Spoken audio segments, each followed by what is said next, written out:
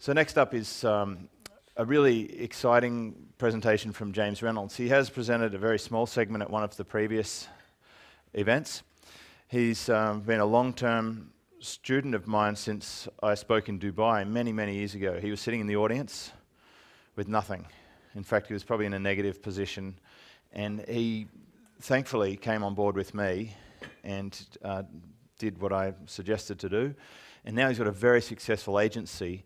So if you are in the part of your business where you want to be dealing with end user customers and you're selling websites or SEO services, or you're doing any type of business services, it's great to see how a startup went from nothing to pretty much a 7-figure business over the last few years, just slowly and steadily building out this model. So I'd love to introduce James Reynolds all the way from Dubai.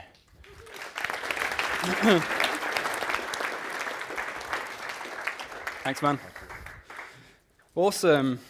Now, I've got to say, at this point, I actually secretly hate the name Dan. Dan Norris comes on and says that you can't make money with a service business. And then Dan Dobos comes on. Well, first of all, he's a presentation expert, which is not fun to follow. And then his last slide I've actually got in my presentation. So I didn't have time to delete it, so you will find some form of duplicate there. Anyway, it's quite an important date today. I just realized yesterday it's almost 5 years exactly to the day that James first introduced this business model to me. And it happened on a Skype call. And the reason it happened, as James mentioned, was that he presented at an event in Dubai where I was in the audience. And like all of you, his presentation resonated with me. And I ran to the back of the room. I bought his package. And included in that was a membership to his super fast results forum, I think at the time. Some of his information products, and then this 20-minute coaching call. Now, in the time between the event and when we finally got on this call, about 3 months later, quite a lot had changed for me. First of all, I'd lost my job. I say lost, I actually resigned, but really what happened was I was forced out of the position. During that period, I also hadn't been paid for 3 months. And as a result of that, I'd racked up this huge credit card debt. And on top of all of that, I was buying 2 properties, as tends to happen when you're in this safe, secure job and you're leveraged up to the max. You try and buy all this stuff, right? And I had these huge property payments going out. Now, the trouble with that in Dubai is that if you bounce a check, well, it means you get handcuffs put on and you probably get sent to jail. So you can imagine how this call went. It was pretty desperate. I got onto Skype with James and said, James, this is James Reynolds. You don't know much about me yet, but I've been in the forum for a couple of months. I've started to get a little bit of success. I've made about $5 in affiliate commissions so far. And I really want to make this internet marketing thing work. Can you help? And I said, oh, by the way, I really, really, really need to make money quick. Because if I bounce these checks, then I'm probably going to go to prison. James didn't put the Skype conversation down. He probably should have done if he had sense. But James, being James, straight to the point, no BS, said to me, what you need to do is sell services to local businesses. You do the sales, and I'll do the supply. And what he suggested to me is basically I used his services, which at the time were SEO partner, super fast websites, to do the delivery when I went out and got the customers. Now, I don't want to give this story a disservice, but first of all, I didn't end up in jail, thank gosh. I'm still using James's services to supply my customers. And in this past 30 days, I've done over $100,000 in revenue. So I've got a huge amount to be thankful for to James. So I'm actually going to give him a round of applause because he absolutely deserves it. So let me just get these slides flicking on. Hopefully they will do. Anyway, the first thing I want to mention before we kind of get stuck into the content is that I don't teach this stuff normally. I just do this stuff. Okay? I'm not in the position of, selling any sort of coaching or anything like that. I just do this day to day. So my real hope is that you can take away some of my learnings from the past 5 years and implement them in your own scenario to get some decent results. Secondly, I also want to mention that this is a scientifically generated presentation. And what I mean by that is I just went into the forum 2 weeks ago and asked the question, what challenges are you having in your service business? And the framework for this presentation is basically on the responses that I got. And it's the 5 main themes or the 5 main challenges that you are having in your business. Now, just raise your hand just one moment if you're selling services to local businesses. You're selling kind of online marketing services to local business, be it small or large. Good. I think that we've got probably 40, maybe 50% of the room. The rest of you can just drink coffee for the next sort of 40 minutes or so, doodle on your notepads. So here you go, just a wee bit about me. Of course, my name's James Reynolds. I'm the founder of a business called Veravo, which is a service agency. We do SEO on the one side with a division called SEO Sherpa, and the other part of our business is called ClickJam, which is pretty much Google AdWords, performance media type stuff. We service really large customers in Dubai, big, huge conglomerates that you would be very familiar with, and we also serve a bunch of kind of SME type clients as well. We have over 50 clients actively under management right now, which will give you an idea of the scale. And we have team members both in the UAE, the UK, the US, and we have a large team in the Philippines. So that gives you kind of an idea of what my business now looks like. So first major challenge, what to sell.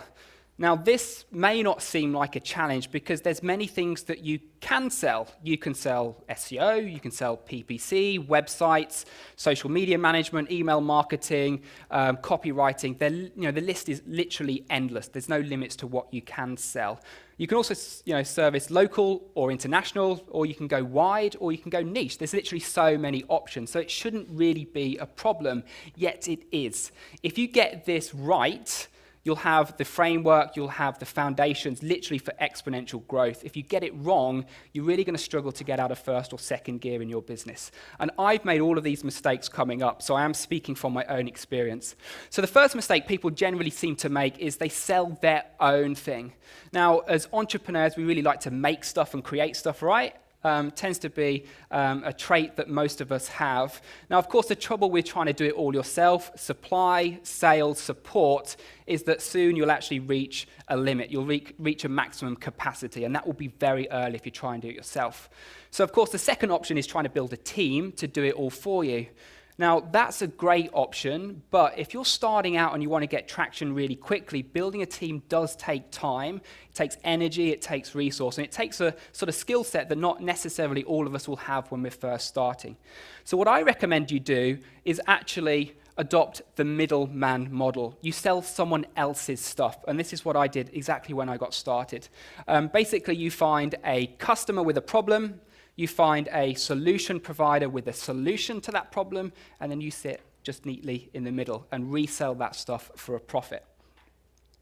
Now, a lot of people have objections to this. They say, oh, I can't sell someone else's stuff on my own. It's not right. It's immoral. It's unjust, or kind of weird, wacky stuff like that. But there's so many cases of this actually happening, like beyond belief. I'm just going to show you one example: sunglasses. Now, you would think that Giorgio Armani, Versace, Police, and all the other brands all make their own sunglasses. They don't. It's one factory and one designer who does the whole lot.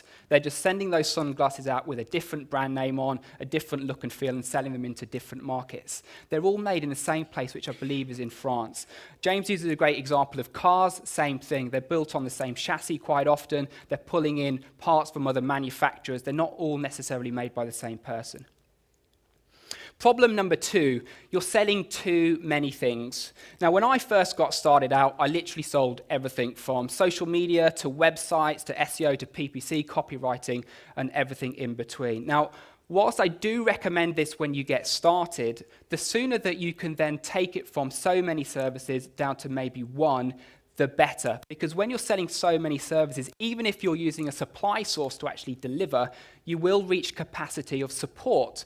You're going to have many different systems, many different products, and essentially you just become a glorified project manager standing in the middle.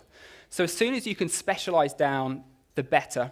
Now, if you have been at previous events, you'd have heard people like Kyle Tully talk about the requirement or the idea of specializing down. And you may have heard of kind of 2 ways of doing it. One would be specializing around a market, perhaps just being the marketing service provider to doctors or dentists or lawyers, or you can specialize around a service. Now, out of the 2, I particularly like one, and I'll tell you why I don't like the other. Specializing around a market tends to work in big markets like the US. But if you're in Australia, if you're in the UAE where I preside, there's actually not that many doctors or dentists. You can't scale it up that big because there's not that many available customers. Also, if you are in the scenario when you have a big player come into the market who maybe do a deal with the dental association to be like the main marketing provider, well, straight away you can get literally locked out the market. So I don't like to specialize around a market. I like to specialize around a service. I specialize around SEO and PPC. What you choose is up to you. And in a moment, I'll go through some of those sort of choices you can make around what is good. When you go from selling everything, incidentally, just to selling one thing, what happens is all of those companies that were previously your competitors now become your referral source for customers. So if you're selling websites, social media, SEO, PPC, you're in competition against all of those people who do the same thing. If you just do one of those and they need a supplier to deliver SEO, PPC, or whatever it is you choose, they can become a great referral source for you. So the point here is specialize down to one thing. This will be a common theme throughout this 2 days. Focus on one thing. And I guess if I've got any regrets about my own business was that I actually went to 2 things far too quickly. If you're doing less than $1 million around one service, you're not even reaching anywhere near what's possible with this stuff. So I suggest that you pick one service and really mine it out nice and deep. Okay, problem number 3 is you're selling the wrong things. So let's have a look at maybe what makes the right thing to understand what would be the wrong thing. First one is affinity. If you don't absolutely love the service that you're selling, then you're in the wrong business. Because when you specialize, you're going to have to get up every single day, speak to your team about it, speak to your customers about it, speak to your suppliers about it. You're just going to have to harp on about this stuff every single day of the week. And if you don't love that service so much, then you're going to get pretty dissatisfied about it. So if you don't love what you're in right now, find something else. Second thing you want to look for is recurring. Another recurring theme, and mind the pun, of this 2 days is looking for recurring revenue. Especially when you're getting started, when it's probably you doing the sales, it's a much easier scenario to be in to sell once and then get paid over and over and over and again, as opposed to having to sell each time you need to make some more revenue. So look for those services that can have a recurring element. Some of those work better in recurring environments than others, but things like traffic services, social media management, these types of things are great because your customers need them not just once, but they need them every single month as you go on. Whoops.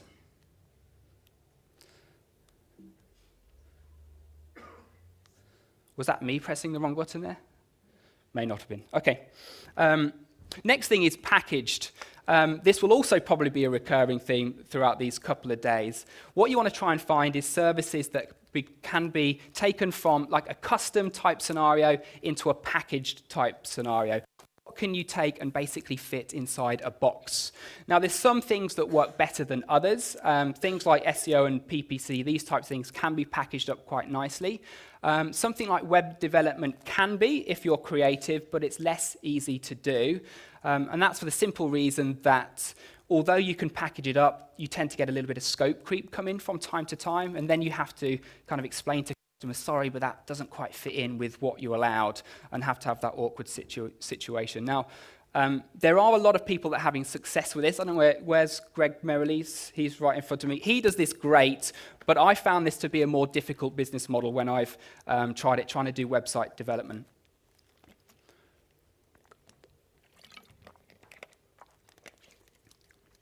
Okay, so the next challenge is winning bigger clients. This came up quite a few times. My best advice for this is stop bloody positioning to the smaller clients if you want the bigger ones. It's pretty straightforward advice, but it's amazing how many people do this. They say, I'm not getting big clients, but yet they position themselves, their packages, their pricing, everything, to be squarely aimed at the smaller ones. And obviously, if you want to be positioning yourself to win different clients to everyone else, you've got to look different. And that's what Dan Dobos mentioned at the end of his presentation. You've got to stand out. If you want to sell different services, if you want to price yourself above the rest, you can't be the apple in the apple cart. You've got to be the orange. You've got to look different and stand for something different. So I'll give you an example for this, and I'll give you some thinking around kind of how we came up with our positioning. If you look at the results page here, you'll find that most of the agencies around us are all leading with things like free website analysis. They're leading with 100% money back guarantee. There's one down there that says hire cheap SEO experts. They're all basically going with messaging of trying to deliver more stuff for less. Now, I don't know about you, but kind of fighting to do the most amount of work for the least amount of money doesn't sound that appealing, does it? No, certainly doesn't to me. They're all kind of fighting over trying to do the most stuff for the least amount of money. So in terms of our positioning, here's what we kind of came up with. We wanted to be the quality provider. Now, it sounds quite generic, but we wanted to position ourselves with quality. We wanted to talk about being handcrafted, 100% organic, these types of things which have the connotations of high quality and high value. Because big customers who are spending a lot of money actually don't care too much about a money-back guarantee. They don't really care about getting more stuff. They just want to know that they're going to get quality work. So this is what we've positioned ourselves as being, and we've used messaging like organic, using sort of symbols that would perhaps represent people's understanding of organic food, which of course has the positioning of being high quality, and people expect to basically pay more for it. Now, on the point of content, one thing that you should understand if you're selling services to local businesses is your audience is not your customer. If you think that your customers are going to your website to read the top 5 tips to rank better on Google in 2015, well, they're not. Like, business owners don't care about any of that sort of stuff. They're too busy working on their business and too time poor to go and check out stuff like that. But the people that will read that content are those people that have the ability to influence your potential end customers. And I'll give you an example of this and why we put so much focus on creating content for our peers and not our customers. And that's a split down of our revenue for the past month. What you'll see there is that nearly 3/4 of our revenue has come from people reselling our services, which, let's face it, it's kind of ironic because we actually resell someone else's services in part. So that does seem a little bit strange. Second to that is referrals, and third to that is direct, which would be things like SEO and PPC in the stuff that we do. Now, the reason we've been so effective is because of our positioning, and we've gone out and found these kind of relationships. I have a description for these relationships, and that's golden goose relationships. And the idea of a golden goose relationship is instead of going to chase the golden egg, which is your customer, you go and find the golden goose who can deliver the golden eggs to you over and over and over again. So for us, that tends to be kind of like big branding, advertising firms, these types of things that have access to these really high-profile customers that want to spend a lot of money, but don't know how to do digital. Like, most of these big agencies haven't got a blind clue about any of the stuff that we're talking about in this room. They haven't got a clue at all. The other beauty of going through these kind of golden goose agencies is you don't need to have everything those big agencies have in their armory. Like, you don't need the big glass office with the big walnut table and the 25 account executives sitting around to try and impress them. You just need to be able to deliver a good service, because what they want is you just to hide in the background and do your stuff. So my business, I still work from home, yet I'm working with some of the kind of leading, most well-known brands kind of in our area, and that's because we're working through people who have access to those customers, and we don't actually meet them ourselves. Now, most of these types of relationships, incidentally, will tend to come through your network and through authority building. Over time, these relationships will start to come to you, and people approach you for doing this type of thing. But if you haven't got those relationships in place, I have got one kind of cool little strategy for you. It involves LinkedIn, a little bit of cheese, and a little bit of whiskers.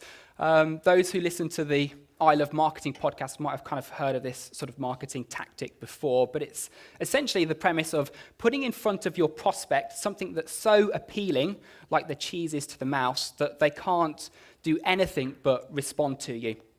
So what we do with LinkedIn is we first of all find groups that relate to advertising and branding agencies within our market area. We then join those groups, and then by joining those groups, what we can then do is actually contact individual LinkedIn members directly without actually being connected to them.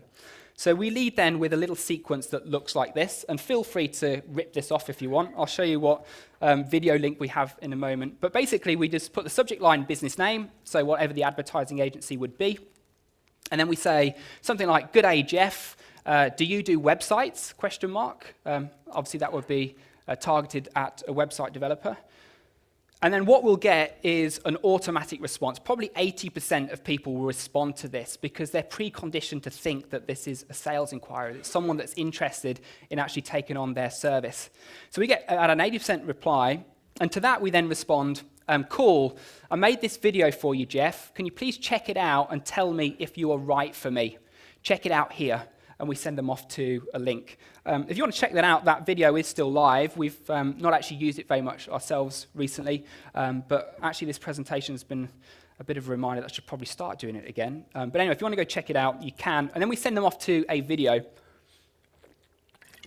That video is a short video, about 3 minutes in length. And basically what we do here is position why it might be a good idea for that agency to resell our services.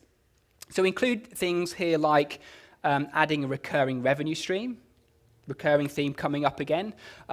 We also add in here things like tapping a hidden profit source in their business, i.e. generating more profit out of their existing customers, and adding additional service to their repertoire which they don't have the skills set to adopt in-house. Now we get about an 80% reply rate to the first email, almost 100% click-through rate, and a view to conversion on this video, I would say of around 20%, which may not seem that high, but when you consider that the opportunity with landing one of these relationships isn't just one client, but many multiple clients over and over and over again, that's a pretty good conversion rate and something I'm happy with. Okay, we're on to challenge number 3, which is authority. Now, this theme has again come up. It's amazing how many sort of themes we've got continually running through. Might give you a few clues as to really where to put your focus. But authority for me has been kind of the one thing that's been, I guess, hard to measure, but has probably had the biggest impact. And I just know that out of just getting a feel for the types of customers we're getting through and what they say about why they chose us. Now, there's, of course, many ways that you can build your authority, and I might suggest a few that have worked for me. And I certainly recommend that you put a huge amount of focus in building your own authority on your own website using kind of the OTR model. But I also recommend you put an equal amount of focus in creating high-quality content for other people's audiences. Because if you just focus on your own audience, then you don't have the capacity to reach new people. And all you'll become is more trustworthy to those people you already know. So put some focus into reaching out to other people's audiences and creating content there.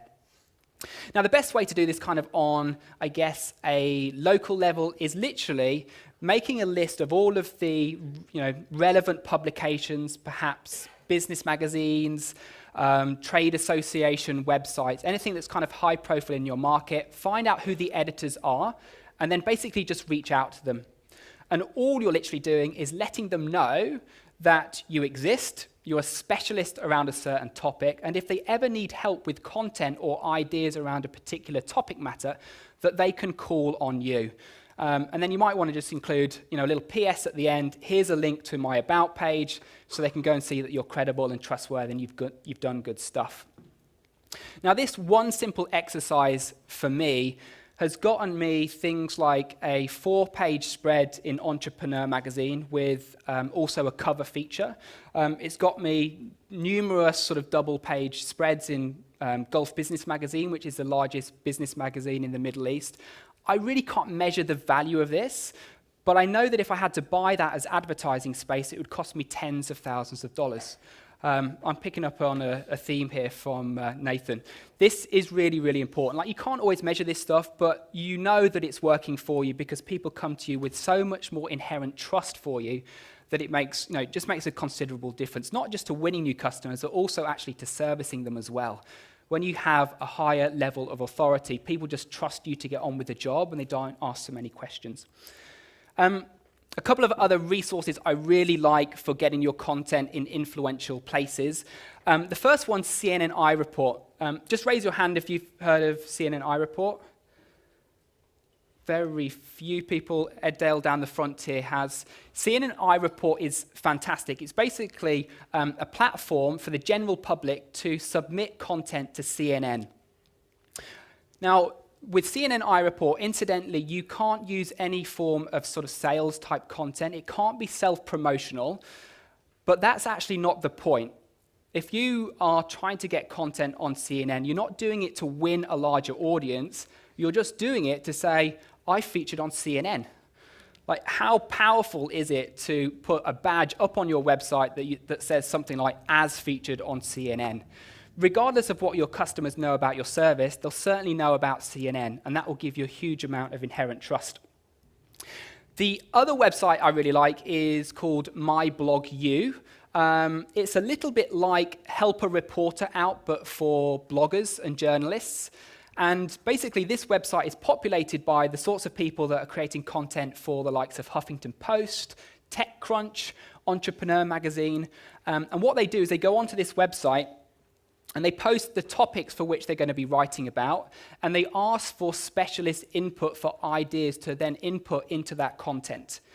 Now, the terms and conditions of the website are that if your content then gets featured, it must include a citation or reference of your name, and then most commonly, then people will actually link back to your website.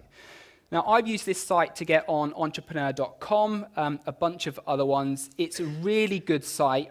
You can also, incidentally, sort by the kind of influence of the website. So if you only want to target really high-profile sites and you don't want to go after sort of smaller blogs, you can do, but you probably want to kind of be open to submitting anything to sites that are kind of related to your market.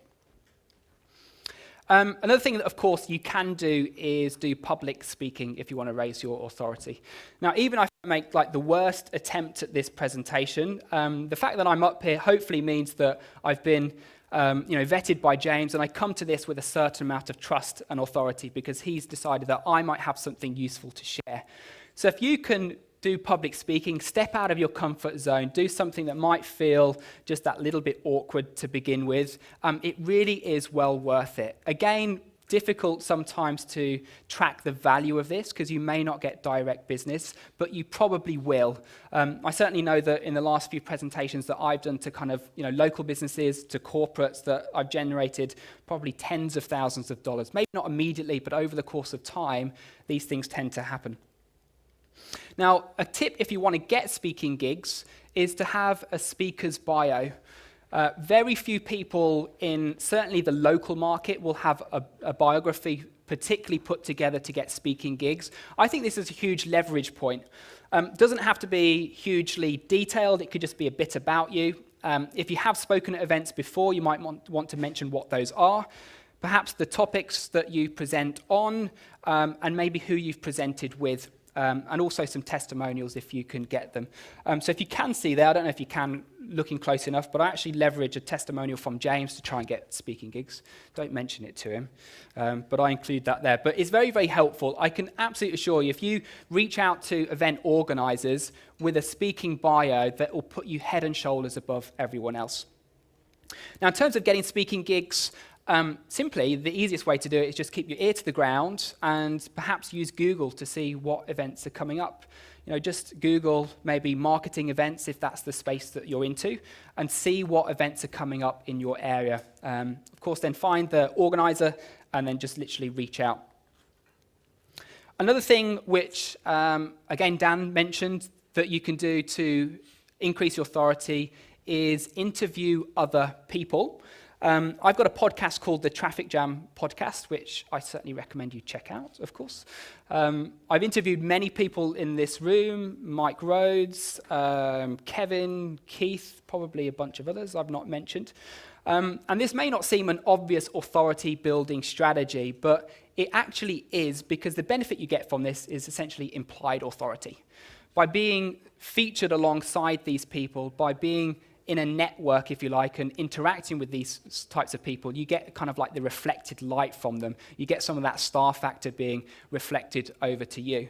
Now consider this. I mean, if I'm going into a meeting with a big business who understands a little bit about search, do you think it might be powerful that I say that I've connected with the likes of Perry Marshall and Rand Fishkin? Like, these are big names in the area of search. People would be quite impressed by that. It's also probably why you should get pictures with speakers while you're here, incidentally. So if you get time, like between the breaks, get photographs with speakers. It's good for authority building. The second thing, of course, on the topic of interviews is actually getting interviewed yourself. Now, this is a little bit more difficult to try and manufacture. And in fact, for a long time, I rarely got asked to be interviewed, which I thought kind of sucked, but actually I thought I got some quite interesting stuff to say, but no one else seemed to think that was the case. But I thought, hell, if no one's going to ask me, I'm going to ask other people. Now, you might think this is a little bit ballsy, but I actually had my team put together a list of kind of like marketing interview series that I might want to feature on. And we just put a very simple email script together. We reached out and said, hey, just found your excellent interview series. Just want to say really great stuff. Giving them a bit of a compliment. Oh, by the way, I've got a couple of free weeks right now. And if you think I'd make a nice addition to your series, I'd love to be featured. By the way, other than giving you some great content, I'll also be sure to send a bunch of traffic your way as well. And basically what I'm implying there is I'm not just going to give them some good content, but I'm making sure that I'm going to increase their audience as well. Seems a little bit kind of pushy. Some of you may feel comfortable with this, others you may not, but I found it to be really effective. This is one example. This was on linkbird.com, which is a kind of like big SEO software type site. I think they're based out of Germany, if I remember. And this was the interview series. You'll see that prior to me, the person featured was Neil Patel. After me, featured was Larry Kim. Now, I've got nowhere near the amount of authority, not even close of those guys. But the fact I've been featured alongside them automatically raises my own profile, even if they used a crummy cartoon picture of me instead of a real photograph, but we'll let them off. Then, of course, what you want to be doing then is adding all of this stuff to the About page on your website. Now, I personally think that of all the pages that you have on your kind of, local business marketing service website, that your About page is probably your most important. Because typically your clients are not really going to read your sales page, they're probably not going to read your blog post, but they'll certainly read your About page because they want to know that you've done good work for others and that you can be trusted to deliver a good job. And putting all of these places that you featured there up on your About page will stand you out from everyone else and will make sales so much easier.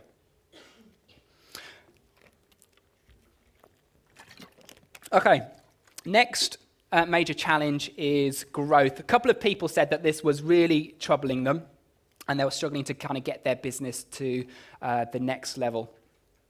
Now, the thing with growth, actually, if you've got things kind of set up correctly, it actually shouldn't really be a problem because if you're reselling someone else's services, you can basically use those services on tap. You can tap into them when you need them, and you can just leave them alone when you don't need them. You can scale up or you can scale down with requirement. But that said, you're still going to need to have some kind of support mechanisms in place to actually be able to deliver on these customers, and we'll come to that in a second. But really what you're doing here is adopting the position of the conductor. You're conducting and organizing the suppliers who are essentially going to deliver the work for you. Now, of course, over time, you probably will want to add some of your own musicians into the mix, give your business its own unique sound and its own unique flavor. But I certainly recommend, at least for the first period, that you focus purely on using a service provider to actually deliver the work. Now, one of the first things that you should put in place if you want to scale up is a help desk. You want to man that help desk ultimately with a project manager, but it may be you at least in the interim period. And if you're interested what system we use the same as James, which is Zendesk. There's many systems out there, choose what you want. But the idea is you take away servicing from yourself and you put it in a dedicated service area, which is your help desk, which will free you up hugely. Over time, what you want to do then is put in project managers who actually then coordinate between your customer, maybe your internal team if you've built one up, and then your supply source. On a note of software, consider actually if you can replace the hiring process with software. Software tends to be more reliable, tends to be cheaper quite often than actually hiring someone yourself. Can you consider actually getting software to do the role that a human might have to take? And I'll give you an example in our own business. For a long time, we actually created like ranking and performance reports for customers for SEO. And we realized that over time, that was taking up probably about 70% of one of my team members' time. Then we realized, well, why the hell are we doing this? We can go and use a tool to actually replace that requirement to do reporting. And we got in place a tool called Authority Labs, which is a really nice SEO tracking software, which basically negated the need for actually creating reports, but it also negated the need for actually supporting people with reports, because with Authority Labs is actually kind of like this live dashboard that people can go to. They click on that link and then they can see their ranks in real time, which means we don't even have to interface with the client. If they want to know how their site is doing, then they just go on, click on this link and see their live tracking dashboard. Now, of course, when you have people, which you will do as you start to scale your business up, you're going to need to have some frameworks, again, another running theme within these 2 days, to make sure that you can deliver stuff consistently. Someone asked in the forum thread, what is your SOP procedure? And I'm sure Chris Ducker, coming up a bit later, who's obviously the outsourcing expert, will have very good ideas around this. But this is our kind of framework for standard operating procedures. First of all, we start with the 4 W's, which is who does this, why do we do it, when do we do it, and what's needed to perform this standard operating procedure. Okay, the 4 W's, they're different to the 4 W's that James mentioned earlier, but they're who, what's needed, why, and when do we do it. So we understand basically where it's to be used. The next part of the standard operating procedure is basically the steps, and that's literally a step-by-step walkthrough of how you conduct that process, from beginning through to end. And that may just be a list of what is done. First do this, then do this, then do this, etc. But it also might include screenshots and things like this if it's a computer-based task. At the end of the steps, we then just simply have a checklist, which is basically a list of all the things that must be done for that SOP to be performed correctly. So then the person that is actually doing that standard operating procedure will get to the end and just check it off and make sure that it's done right. This is really important, of course, if you want to deliver a quality process, a quality service that's consistent time after time after time after time. Frameworks and procedures are really, really important. The other thing that's really important for growth is actually anticipating the need for growth in advance. One big sticking point actually for us this past year is we had too many leads come in that we could actually have the capacity to deliver on. And the reason that happened is we identified way too late that we actually needed more support resource, an internal team, to actually deliver on that work. Now, what I'd recommend that you do that we didn't do until recently is have a trigger point, maybe a trigger number that tells you when you need to get started with the hiring process to add more resource to deliver on work. Now, in our case, for SEO projects, we know that each team within the business can comfortably handle about 25 SEO projects. Any more than that, then our service starts to slow, we give bad support, we basically don't do a very good job. So at the point that we now get to 20 or a multiple of 20, we know that that's a trigger to go off and hire more people. There are also a few other kind of barometers that you can use to understand whether you need more capacity or not. Firstly, I'd recommend on this point that you actually do a daily meeting. We call ours a daily huddle. It happens online and all of the team members come in and actually attend that meeting, including myself. We have 3 points on the agenda for that meeting. What's up for the day, which is basically what everyone is working on. Secondly, metrics. What are the numbers from the previous day versus prior? And also bottlenecks. What challenges are you having right now in your role? Now, obviously, the metrics will tell us when we get to that multiple of 20 point, and I'll know immediately when that happens. But also, if my team are reporting back bottlenecks of having too much work on, that's also a really good indicator to us that we probably need to go and get more people to deliver on the work. The final point on growth is at some stage, if you're doing the local business model, you will need to hire local. whilst you can do a lot of the support online, there's still going to be a requirement, probably occasionally, to do a few face-to-face meetings. So if you don't want to be that person, and I'm certainly in the position that I don't want to be that person now, you'll need to go and hire local. So do be prepared for that. Now, you don't need to have an office at that point. We have local staff now, and they still work virtually, and we just have kind of a regular weekly sort of meet-up where we meet in person, but all the other communication is done on the telephone, online, and via tools like Slack. Okay, challenge number 5 is conversions. Now, if you're doing some of this kind of golden goose type relationship building, you may have actually negated a lot of the need for a conversion process, because those golden geese, I think, actually bring you customers ready to go. Like, they're already sold when they arrive to you. You actually don't need a conversion process to get them over the line. But if you do, I'm going to share with you my own personal conversion process. This is working really well for me right now. It's based on a lot of the concepts you'd have learned about, listening to James's stuff.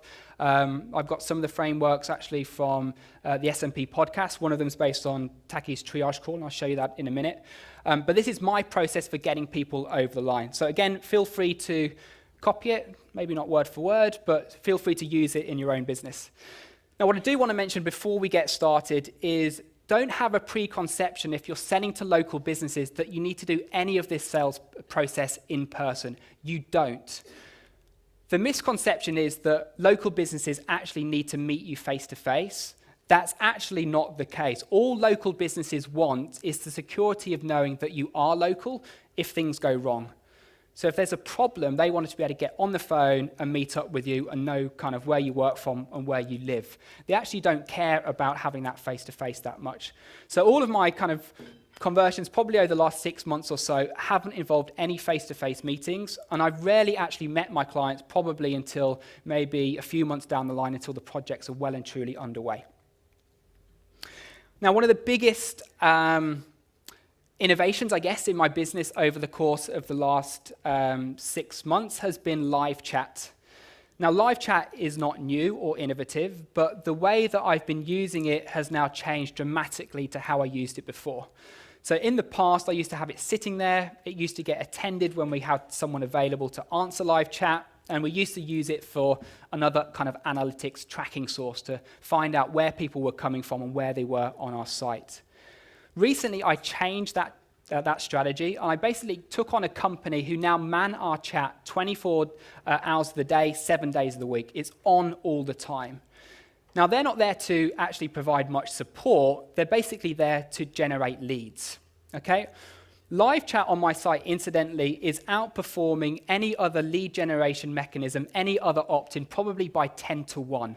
And that's including a name, a telephone number, and an email address. And the way this works is basically we send traffic to this via SEO, to AdWords. It's on all of our landing pages. You can see here, this is just a floating bar at the top, which actually is the call to action on one of our main SEO lead gen pages. And the chat now versus the reserve a consultation, again, it outperforms 10 to 1. What the chat operators are basically trained to do is answer some basic questions. So when someone comes to live chat, they probably want something answering there and then. They're versed in answering all of the main questions. Then what they do is they intercept that and say, hey, just in case our live chat gets dropped and internet goes down, can you just give me your name, telephone number, and email address so that we can get back to you if this chat somehow goes offline? 90% of people actually freely give up those contact details. Then what they continue to do is just warm the prospect up. And what they do there is essentially pre-qualify the prospect. They send them off to our pricing page so that we know that prospect has got the right amount of money to do business with us. We send them off to the testimonial page and a few other pages that we know are important to happen before we speak to them. What they then do at the point that a question that comes in that's too difficult for them to answer, they say, hey, sorry about that, but I don't know the answer to that question. One of our consultants would be better positioned to give you that response. And then what they do is they send through that lead to one of us, or they schedule a consultation call, which they can do via a tool like Schedule Once. Okay? So essentially what's happening, before I speak to anyone or my team speak to anyone, we know that that prospect is qualified to a certain level. The second step then I do is basically based off Taki's triage call framework. So thank you, Taki, for this. And I have this saved inside Google Docs, and it's just in a little link on my browser so I can access it very quickly wherever I am. I pull up this sheet, and then I literally just walk people through the questions, and I fill in the answers in that Google Docs sheet. Basically, this is positioned to diagnose the customer, see if they're the right fit for us, and then be in a position to prescribe them a solution. And I certainly recommend, if you want more on this stuff, go check out the S&P podcast. Taki, do you know what number it is? No. Early one, somewhere? It's an odd number, somewhere in the first 5. Perfect, there you go. Can either be 1, 3, or 5, right? Dude, it's called triage. I believe it's number 10. Thank you. I recommend it. It can't be number 10. So certainly go check this out. It's a really nice framework. We've, of course, adapted it a little bit to our own scenario, but we're asking the most important questions to understand if we can help them, and if we can, what's going to be the right solution to fix their problem. Now, whilst this is happening, if we decide that they are a qualified customer, we then add them to a follow-up sequence, which we actually do using physical mail. If you want to stand out in your market, send something to someone by a courier or in the post. Everyone's using email. Use a follow-up sequence that perhaps involves some form of physical goods. We have a really nice booklet, professionally printed, professionally designed, which is the 7 misconceptions of SEO, and it's basically an SEO buyer's guide. What you need to know before you hire an SEO company. Now, of course, the positioning of this booklet is that it positions us to be the perfect service provider for them. So it really helps to warm that prospect up for sale. So whilst that's going out, what I'm then doing is preparing a proposal. Now, don't get concerned by having to do some form of customized proposal every time you prepare something for a new prospect. Use this tool, which is called Quote Roller, which some of you, I'm sure, are using it, which is a tool which basically allows you to put together pre-populated proposals, which you can then customize to each individual customer's requirement. Now, on that little menu of stuff down the side, this is actually my template. The only one that I really customize is the situation summary. And guess what I'm doing in the situation summary is I'm basically repeating back everything that prospect told me on that consultation call. And then at the end of that, suggesting that the right solution for them is the right package. And we've asked about what pricing is right for them, what is the problem they want to overcome. We know exactly what solution is going to be right for them. Now, here's the trick. Once you put that proposal together, don't send it to your customer. What you want to do is send them an email and tell them that you've got the recommendations ready and you want to set up a call to walk them through it. And what you then do is set up a call. As soon as you're on that call, you send it through and literally walk them through that proposal step by step by step. That allows you to handle any objections. It allows you to answer any queries they might have around certain things. And at the end of it, you can go, if that's the perfect fit for you, customer, please hit the accept proposal button, and we'll get you set up straight away. And most of the time, those people click accept. If they don't, then there's maybe some objection which we can hopefully handle. And we also then actually have a follow-up sequence that goes out after this, which actually sends them testimonials. It sends them some proof statements, some examples of results, and a few other things that might get over any remaining objections that they have. Once that's done, we then put together a basic service agreement, which is a standard template. And we send that to them via Write Signature, which is an online signature tool. And that basically allows you to send through the service agreement and get them to sign online and get an immediate confirmation right away. You don't have to send anything. They've got to print out and scan and all that sort of stuff. And this also allows you to have templates. So if your packages remain pretty much the same, you can just send that template out. Finally, step number 7 is you send them a payment link. Hopefully, you've got some way of taking subscription payments. If you haven't, get that set up. I had a struggle for a long time of getting local businesses to pay for my services via credit card. It was a real challenge for me. They always opted for the check option. They thought it was easier. It was more convenient for their accountant, apparently. All these sorts of excuses.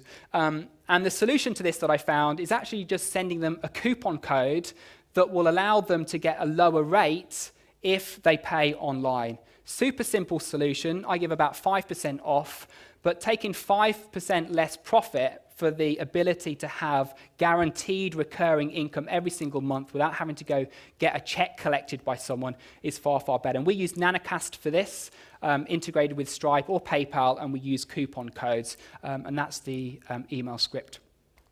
So let's just wrap these things up. Hopefully you've got some good ideas out of this. Maybe you've considered that your kind of service that you're offering is not the right one for you. If you do, maybe you've got some restructuring to do. Maybe you've realized that you've not got enough authority in your market. What can you do now as a result of this presentation to go and reach out and get more content on other people's audiences? Whatever it is, hopefully you've got something to walk away with. If you have, write it down now on your notepad and go away and implement. And if you get good results, of course, I'd like to hear back from you. So thanks so much. That's it for me. Thank you. Thank you.